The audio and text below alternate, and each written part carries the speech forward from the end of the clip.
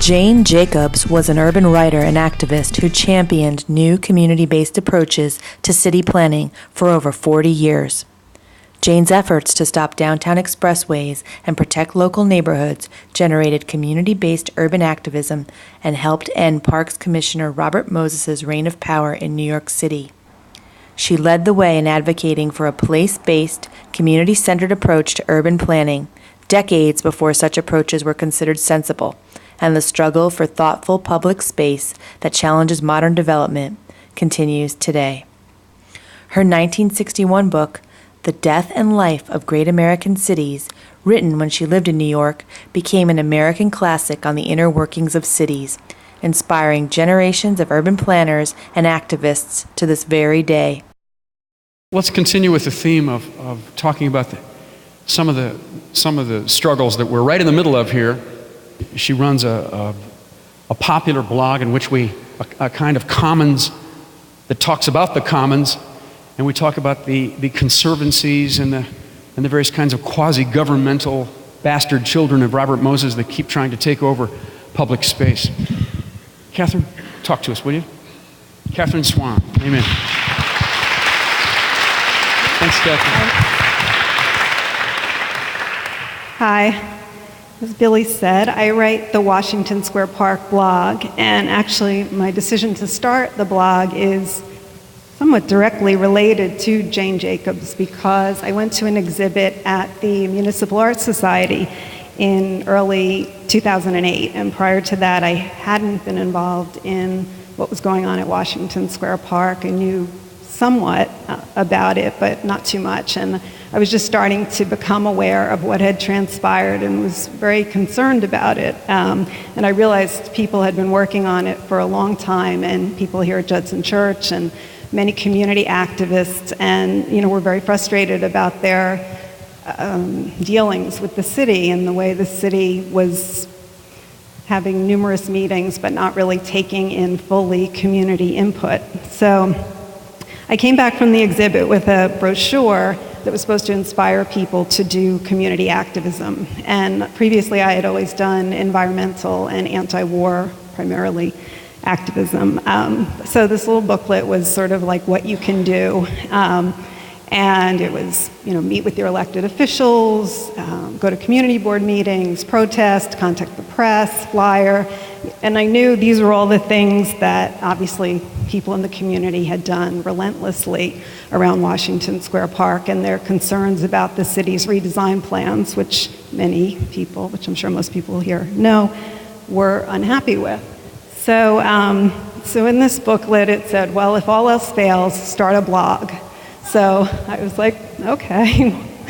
So I started writing my blog, and I think part of that is because what we're dealing with the Bloomberg administration is they're just so slick, and they figured out sort of ways to circumvent the typical ways you do things. And so our challenge and our responsibility is to be constantly evolving in how we deal with these things, which is what has been so great about working with Reverend Billy and Savitri D and the Save Union Square people, because they're so creative and also relentless about everything. And so that's really been a pleasure and very eye-opening for me in my activism also.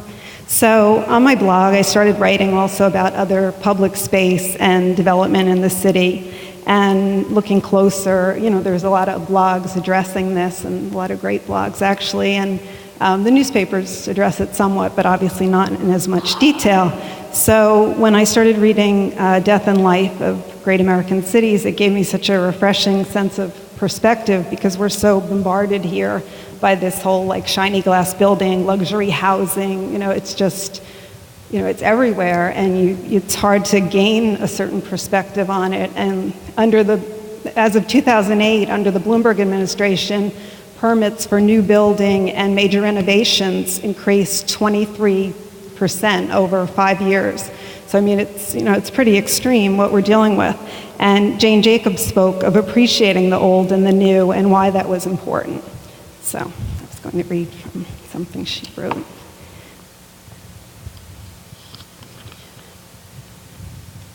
This is the need for aged buildings.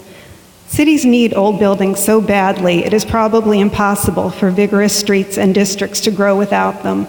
By old buildings, I mean not museum piece old buildings, not old buildings in an excellent and expensive state of rehabilitation, although these make fine ingredients, but also a good lot of plain, ordinary, low-value old buildings, including some rundown old buildings. If a city area has only new buildings, the enterprises that can exist there are automatically limited to those that can support the high costs of new construction. If you look about, you will see that only operations that are well-established, high turnover, standardized, or heavily subsidized can afford commonly to carry the costs of new construction. Chain stores, chain restaurants, and banks go into new construction, but neighborhood bars, foreign restaurants, and pawn shops go into older buildings. Supermarkets and shoe stores often go into new buildings. Good bookstores and antique dealers seldom do.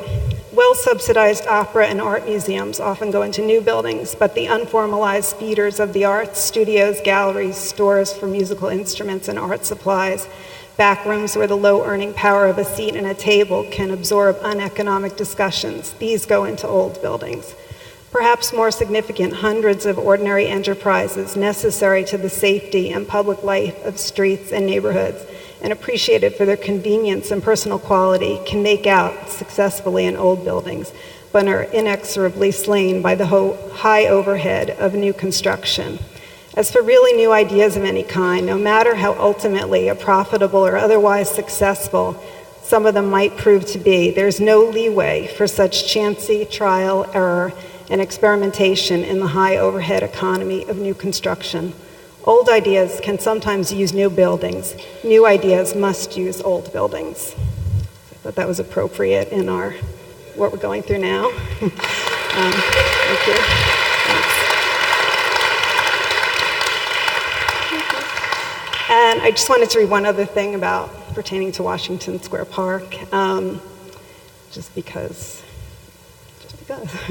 One thing, so I'll just read it straight through, and probably a lot of people here know that at the time this book was written, 1961, Washington Square Park didn't have a fence around it. It wasn't until the 1970 redesign that there was a fence, and it just sort of shows you just the change. I mean, in a short period of time where you can't even imagine there not being a fence. You know, the city government believes there must be fences everywhere. So, and now, they just had to keep making it higher, and who knows if it'll get higher again, but maybe at some point it'll get lower. So, people can be inventive in their use of park centers. The fountain basin in New York's Washington Square is used inventively and exuberantly. Once beyond memory, the basin possessed an ornamental iron centerpiece with a fountain.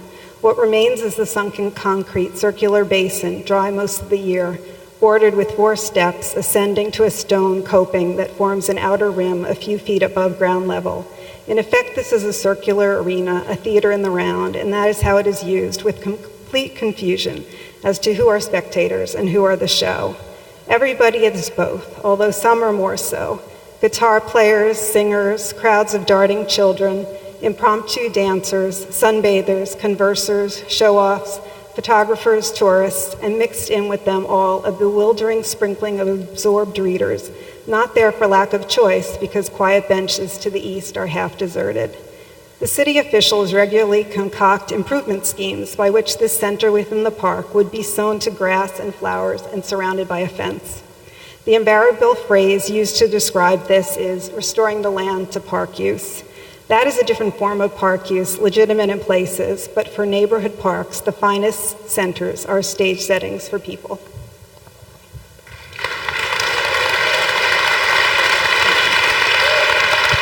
Thank you, that was great. Thank you so much. Thank you, Catherine Swan from the Washington Square blog. Amen. Fences. No. Old buildings, yes. Amen. Praise be.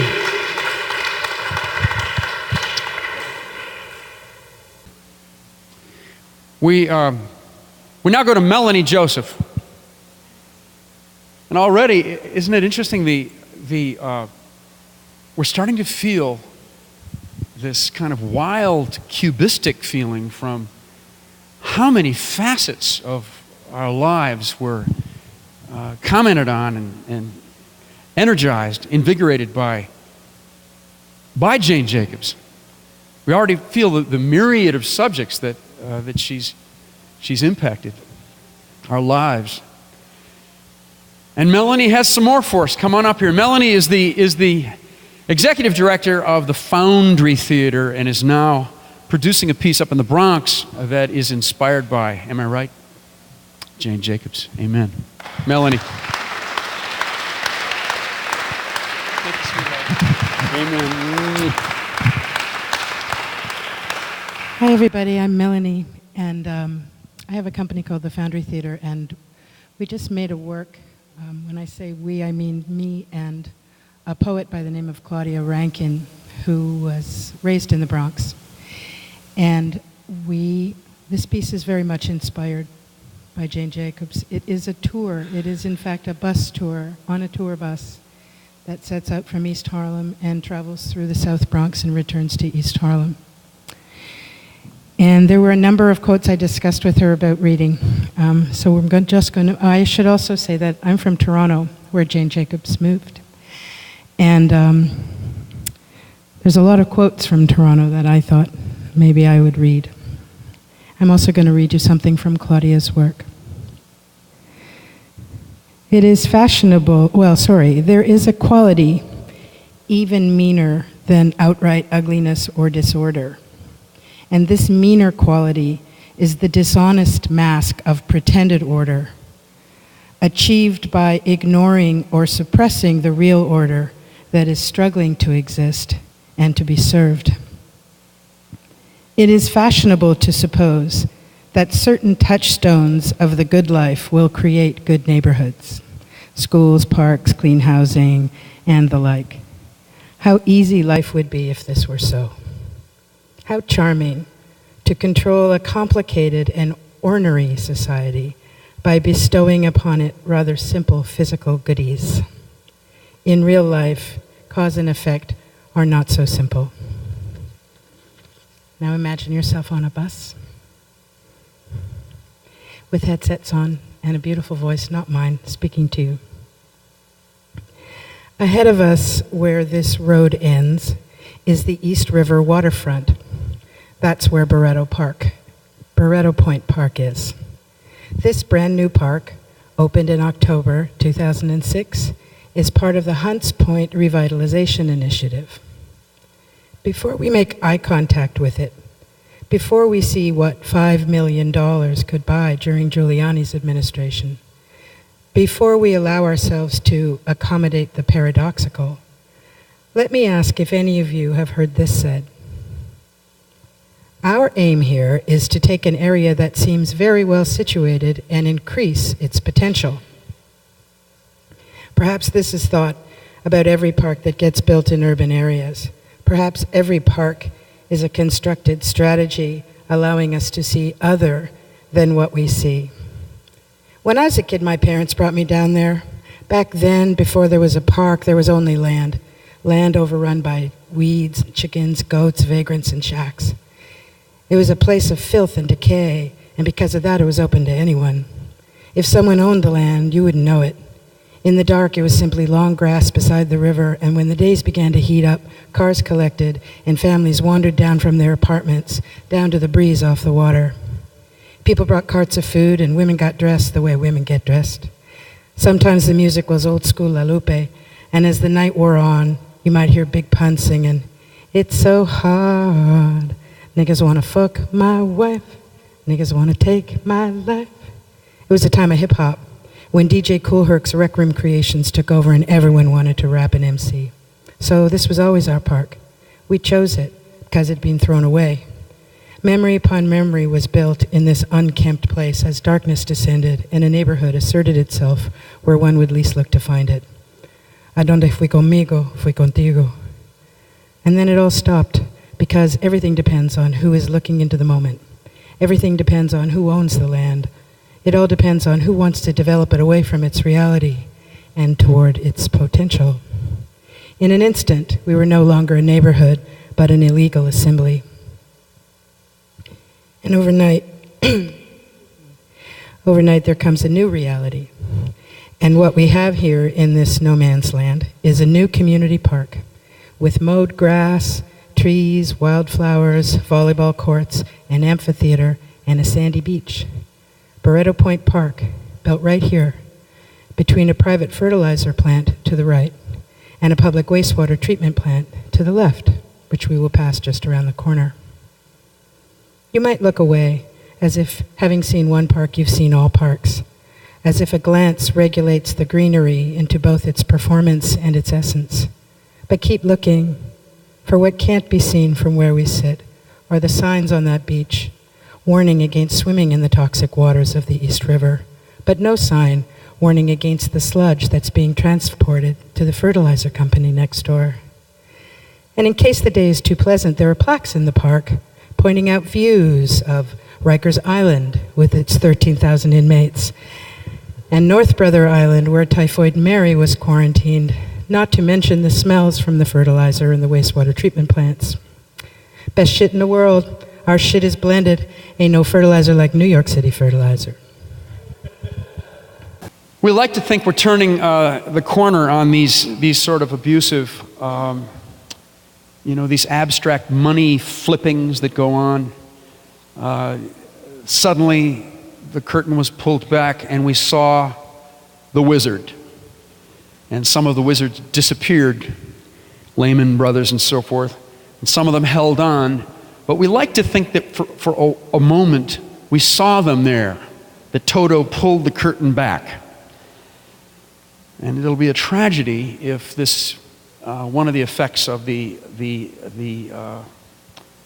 our president being surrounded by advisors from Goldman Sachs is that these kinds of things are permitted to continue. It's really up to us to make sure that this doesn't happen. And now a real fighter, Christabel Goff. Thank you for asking me, because I was gone. Jane Jacobs had gone to Toronto long before I got here. I read her book. Reading her book when you're 30 is very different from reading her book when you're 70. It's completely different, and you see different things. And I think the thing that hit me in the face first was how much she blamed planners, city planners, for all the ills that we suffer now. This seemed to me crazy, because I don't think planning anymore is distinct from the needs and wants of the construction industry, the real estate lobby, Wall Street, and what our government calls community facilities. She complained of city planners with powerful city-destroying ideas and blamed them for all our woes. Those planners are footnotes now and dead. But the problems she identified live on. It's interesting that in Bloomberg's world, Jane Jacobs is a celebrity, a household word, an eminence, someone to be celebrated in street namings. Yet New York turns its back on the substance of her advice, while the oligarchy that governs us rushes to fulfill her darkest prophecies. Here are a couple of examples. Chapter 13, the self-destruction of diversity. So many people want to live in a locality that it becomes profitable to build in excessive and devastating quantity for those who can pay the most. These are usually childless people, and today they are not simply people who can pay the most, but people who will pay the most for the smallest space. Accommodations for this narrow, profitable segment of population multiply at the expense of all other population. Families are crowded out. Variety of scene is crowded out. Does that remind you of Bloomberg's Williamsburg rezoning? The evictions and the demolitions, the futile protests, the subsequent overbuilding and economic crash. That was for Phil, because Because of him, I was at a community board meeting there, and I saw the people who were being dispossessed and their distress and how nobody cared. Chapter 14, The Curse of Border Vacuums. Massive single uses in cities have a quality in common with each other. They form borders, and borders in cities usually make destructive neighbors. It is curious how frequently the immediate neighborhoods of big city university campuses, city beautiful civic centers, large hospital grounds are extraordinarily blight-prone. Big universities and cities, so far as I can see, have given no thought or imagination to the unique establishments that they are. Typically, they either pretend to be cloistered, nostalgically denying their transplantation, or else they pretend to be office buildings. Does that remind you of Manhattanville, where Columbia has Bloomberg administration permission to use eminent domain, demolish an entire neighborhood, and literally dig a giant pit for a private underground city with office towers above? Chapter 12, Myths about Diversity. To be sure, city areas with flourishing diversity sprout strange and unpredictable uses and peculiar scenes, but this is not a drawback. That is the point, or part of it. Kate Simon suggests, take the children to Grants. They may bump into people whose like they may never see elsewhere and may possibly never forget. What was Grants? Grants was an eating place on 42nd Street in the 60s, which was then the land of the flea circus and the 10-cent beer. Grants was frequented by Allen Ginsberg and Gregory Corso. Peculiar scenes. Does that remind you of Coney Island, recently rezoned by Bloomberg for high-rise development and alienation of parkland? The last days of Astroland? That peculiar scene will be gone. Why do so many neighborhoods in all the boroughs of New York plead for landmark designation, overwhelming the ability of the agency to keep up with demand?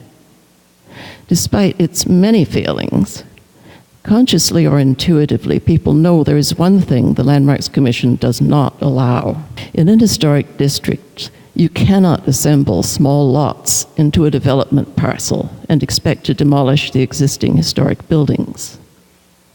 Preventing that rush to development, as Jane Jacobs wisely pointed out, is a major key to neighborhood preservation. Advocating for zoning for diversity instead of zoning for uniformity, and for retaining a mix of aged buildings because they act as economic incubators. She wrote, "The point is to ensure that change or replacements, as they do occur, cannot be overwhelmingly of one kind. This means often constraints on too rapid replacement of too many buildings." She worried that it would be impossible for city planning to impose such controls without parallel tax abatements to protect property rights. And indeed, city planning never attempted it.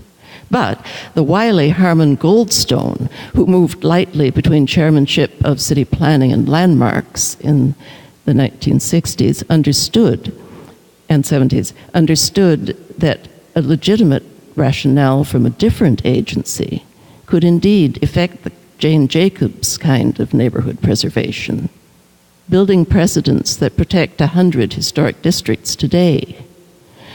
So the Landmarks Commission may turn out to be the only governmental follower of her early ideals, which is a reason for Jane Jacobs to be honored by preservationists. Thank you. The community really does know best. I'm proud to introduce the Green Party candidate for mayor of New York City, Reverend Billy Terry. You've been meditating on That song that ends with that phrase, "It's up to you, New York." It's up to you, New York. It's up to us, New York. We are the you in New York. Amen. It's up to us. Amen. 8 years of a systematic, almost military-style attack on our neighborhoods. They're vulnerable. He gives every advantage, legal, financial. $60 million in tax benefits to chain stores last year. They come in, it's not a level playing field. Those bubble economies that are like predators coming out like a tsunami of monoculture. Neighborhoods are not old-fashioned. They're the thing of the future. They say Atlantic Yards is a deal that is done. It could be made of glass and steel, but it's really built from dung. It's a dung deal, D-U-N-G, it's a dung deal. You got me on my knees, you're taking all my cheese. Nobody's got a job, genetic corn on the cob. The politician protect industry, they don't do shit for you and me. Vietnam-style occupation, take it to the United Nations. What do they do? Nothing anymore. Mutual government, masturbation. We occupy Iraq with Mr. Enron on crack. You got me. Look, tales of the new depression. Why must you hold us down? Watch Monday night, 11:30 Brooklyn time, midnight Manhattan time, or always online at brooklynversusbush.com. What nation are we invading? Iraq? Iran? Iraq? Our freedoms and our rights are slowly being eroded by executive orders and by signing statements. Do you think the government should be able to just march in for a developer and kick you out? You should think that if it can happen here, it can happen to anyone, anywhere. This devolution of the American press began in 1988 when Ronald Reagan abolished the Fairness Doctrine. I don't understand why we can't have a little piece of history when everybody else has so much. No more stolen, fraudulent elections. This is Freddy's Brooklyn Roundhouse with Cynthia McKinney. As my fellow Brooklynite, Allen Ginsberg said, the soul should never die ungodly in an armed madhouse. Freddy's Brooklyn Roundhouse. Watch the show the corporate media doesn't want you to see. Tuesdays at 8 in Brooklyn, Thursdays at 8:30 in Manhattan, and online all the time at freddysbrooklynroundhouse.org and youtube.com/Atlantic Yards.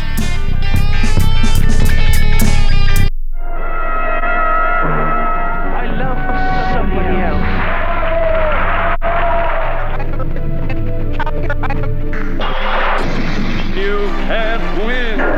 Back to you guys.